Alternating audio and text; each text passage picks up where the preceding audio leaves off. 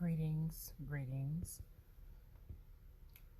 Want to take this opportunity to invite you all to subscribe to my new YouTube channel. It's called In the Black Space. In the Black Space with Dr. Jolly, and Jolly is spelled D-J-A-L-I. I'm not an official doctor yet, so it's not Dr. Jolivette, it's Dr. Jolly. Waiting for a few people to come on so I can talk to you all today briefly, once again, about what happened on January 6th, to kind of follow up on what I posted the other day, and also to talk about how Black people actually see and understand what happened on January 6th. So if you're out there, let yourself be known. I don't see anybody's names popping up right now, but I do see 3 people that have logged on. So whoever you are, wherever you are, thank you for taking some time out to listen. I'm going to get started, and for those that can see this later, that's perfectly fine. This is what I want to talk about. As we go through our day-to-day after what happened on January 6th, take my glasses off. After what happened on January the 6th in our country here in the United States, I say our country, and sometimes I say the country, because there's a difference. Let's take a look back in history. I was having a conversation with a sister friend just last night, and we were talking about fear. And I was telling her a story about something that my mother had said to me about, not wanting us to be too smart, or not wanting us to, she just wanted us to be just a little bit above average, but not too smart, right? And I remember getting upset at the notion, right, at the very idea of my mother not wanting us to go as far as we could possibly go. She just wanted us to, once again, be safe. Growing up during Jim Crow segregation in the South, in the rural South, I'm sure my parents went through things that they never told us about. I'm pretty sure my parents went through some things that they just completely suppressed what happened to them growing up in Louisiana during Jim Crow segregation. What I believe my parents were afraid of, and they generationally possibly passed some of that fear down to me and my siblings. I think all of us witnessed what they were afraid of when we saw all those people bum rushing the Capitol building. I made a comment in a previous video that said, don't nobody know a lynch mob like Black people know lynch mobs. And it was kind of like a side comment, like a little flippant thing that I had just said. But let's be clear. What my parents were probably afraid of was what people in my neighborhood and in Black spaces, Black neighborhoods, have always been afraid of. And that's seeing that particular group of folks coming down your street, going into your home, where you have to duck and cower and hide in closets or something because you're afraid that you're going to be killed. These folks built gallows and hung a noose from the gallows. These folks was roaming through the Capitol chanting, "Hang Mike Pence, hang Mike Pence." These folks came with weapons and Molotov cocktails and they were planning to make a run on the Capitol to get rid of 1/3 of the government. For those of you that need a Civics 101 class, there are 3 branches of government. They are co-equal branches, meaning all 3 of them have powers: the executive, the legislative, and the judiciary. If you wipe out the legislative, the executive can take control. That mob, that the same kind of energy that destroyed Tulsa, Oklahoma, the same kind of folks and energy that destroyed Rosewood, the same kind of folks and energy that destroyed Slocum and Elaine, Arkansas, and Wilmington, North Carolina, the same exact energy, the same kind of mentality, the same mindset. That is what Black people have had to negotiate and navigate through since we've been here.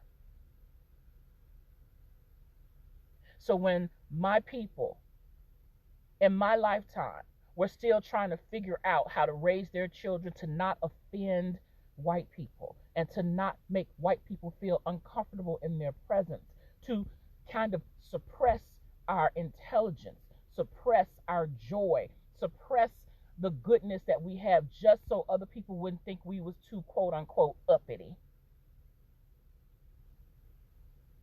That was them people. That was them people that ran on the Capitol. That is the personification, the living proof in 2021. Before Facebook. We're in 2021 and some people still just learning about what happened to Black people in Tulsa, Oklahoma. They didn't have Facebook to let them know immediately what was going on. People went for generations, 100 years, without ever knowing that Black people were affluent, Black people were really trying to live up to democracy, trying to make this deal, this experiment in government real, this experiment in democracy, trying to make it live up to its ideals. We've been doing that. We've been doing that from our Black spaces, the spaces that we were relegated to because we weren't supposed to be around other people. So when I made the comment in a previous post, don't nobody know a lynch mob like Black people know lynch mobs, that is what I meant. It's in my DNA. It is in my DNA to understand that on a whole lot of levels, we're never safe. On a whole lot of levels, we're never safe. So how do I raise my daughter to be free?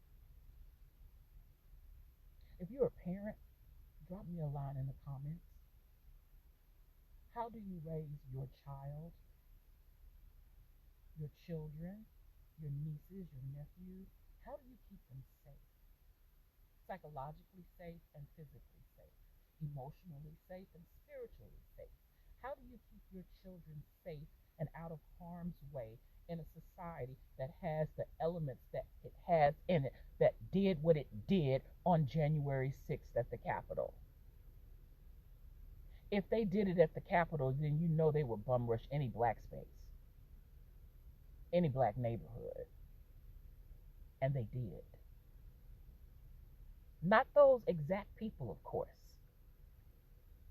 but that same hate, that same energy that did this in Tulsa, Oklahoma, that did it in Rosewood, Florida, Slocum, Texas, Elaine, Arkansas, Wilmington, North Carolina, all over the nation. That's that slave master energy. That's that slave catcher energy. And that's just the Black American U.S. experience. It's happened all over the world. How do we keep ourselves safe in this society? I got my mask on. I'm secure in my car. There's nobody around right now, so I can take my mask off to speak to you all. But this mask is for us to be safe from something that floats in the air that could get in our bodies and kill us by destroying our respiratory system.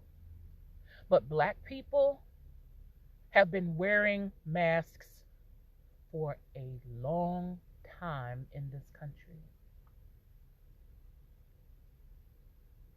Paul Laurence Dunbar said it best. We wear the mask that grins and lies. It hides our cheeks and shades our eyes. This debt we pay to human guile, with torn and bleeding hearts we smile and mouth the myriad subtleties. Why should the world be overwise and counting all our tears and sighs? Nay, let them only see us while we wear the mask.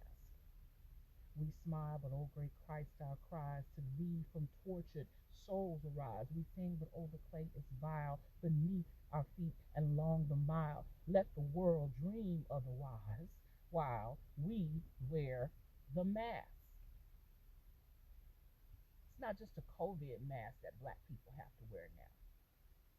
This skin, our expression, our suppression of our joy, just to make other people feel comfortable and not threatened, especially when we live in majority white spaces. That's real.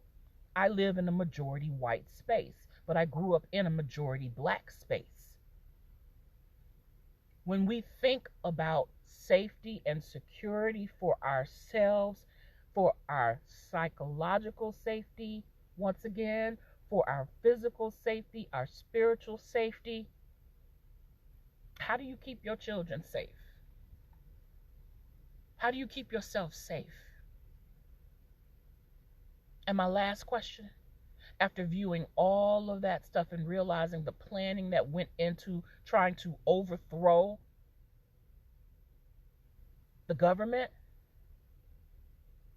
what are your plans now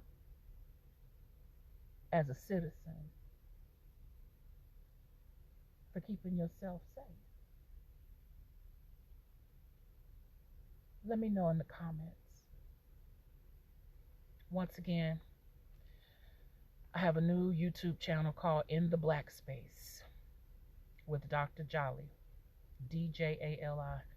Please go to my channel and subscribe. I'll be posting these videos there. And thank you all for taking the time to listen. Peace and love. Bye.